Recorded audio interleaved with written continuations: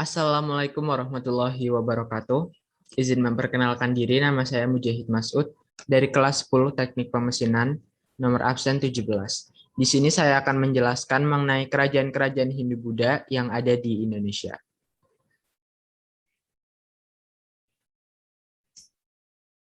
Yang pertama adalah Kerajaan Kutai.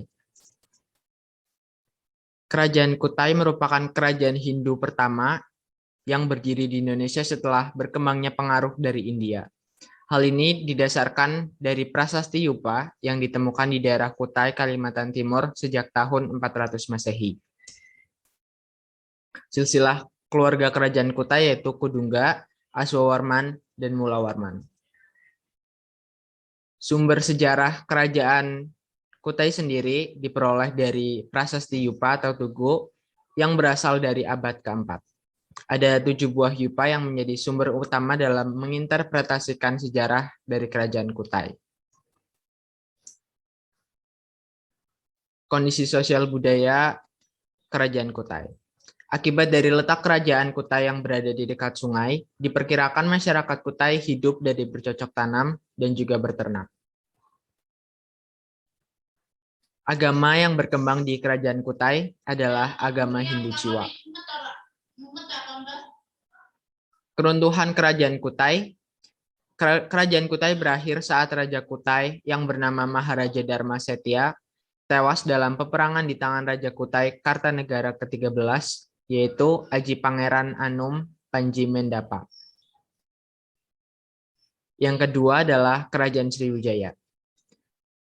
Pada mulanya, letak Kerajaan Sriwijaya yaitu ada di Muara Takus atau Minangatamuan, yaitu daerah pertemuan antara Sungai Kampar kanan dan Sungai Kampar kiri.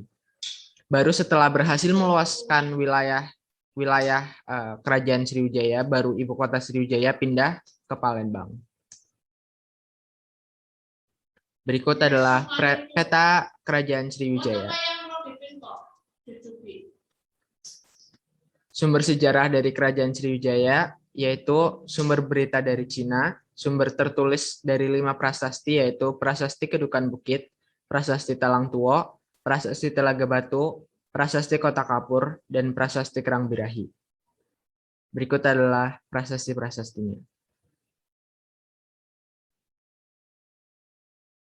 Kondisi sosial budaya dari Kerajaan Sriwijaya. Masyarakat Sriwijaya umumnya hidup dengan berdagang.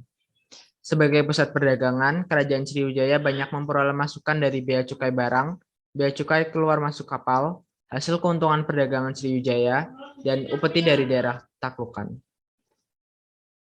Keruntuhan dari Kerajaan Sriwijaya diakibatkan oleh yang pertama, Bandar Sriwijaya yang semakin lama letaknya semakin jauh dengan pantai. Yang kedua, adanya ekspedisi Pamalayu dari Singasari, serangan dari Kubilai Khan, persaingan dengan kerajaan-kerajaan Islam. Yang kelima, harga barang-barang di Sriwijaya dan bea cukai di Sriwijaya semakin mahal. Dan yang terakhir, akibat dari serangan Kerajaan Majapahit di tahun 1377 Masehi. Yang ketiga adalah Kerajaan Mataram kuno. Kerajaan Mataram kuno terletak di Jawa Tengah bagian utara, Dinasti Sanjaya, dan Jawa Tengah bagian selatan, Dinasti Shailendra. Dinasti Sanjaya didirikan oleh Raja Sanjaya. Ini dibuktikan dengan adanya prasasti Canggah, Balitung, dan cerita Parahyangan. Peninggalannya berupa Candi Rara Jonggrang atau Lara Jonggrang. Kemudian Dinasti Shailendra. Pada abad 8 Masehi, di Jawa Tengah bagian selatan muncul sebuah dinasti baru yaitu Dinasti Shailendra. Dinasti ini kemudian berhasil mendesak Dinasti Sanjaya ketika Dinasti Sanjaya diperintahkan oleh Panangkaran. Raja-raja yang memerintah di Dinasti Shailendra. Kondisi kehidupan ekonomi, sosial, dan budaya di Kerajaan Mataram kuno yaitu pertanian, berternak, perdagangan, serta kerajinan rumah tangga. Kemudian Kerajaan Majapahit. Pendiri Kerajaan Majapahit adalah Raden Wijaya. Kemudian Ini adalah silsilah raja-raja dari Kerajaan Majapahit. Berikut adalah peta kekuasaan Kerajaan Majapahit. Berikut adalah keluarga kerajaan dari Kerajaan Majapahit. Keruntuhan Majapahit. Sepeninggal Gajah Mada dan Hayam Wuruk, Kerajaan Majapahit mulai mundur. Akibat-akibatnya adalah meninggalnya Gajah Mada sebagai seorang pemimpin yang serba bisa.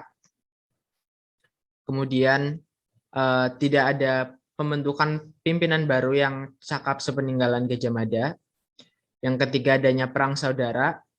Kemudian yang keempat, banyak daerah-daerah yang melepaskan diri karena Majapahit mulai lemah.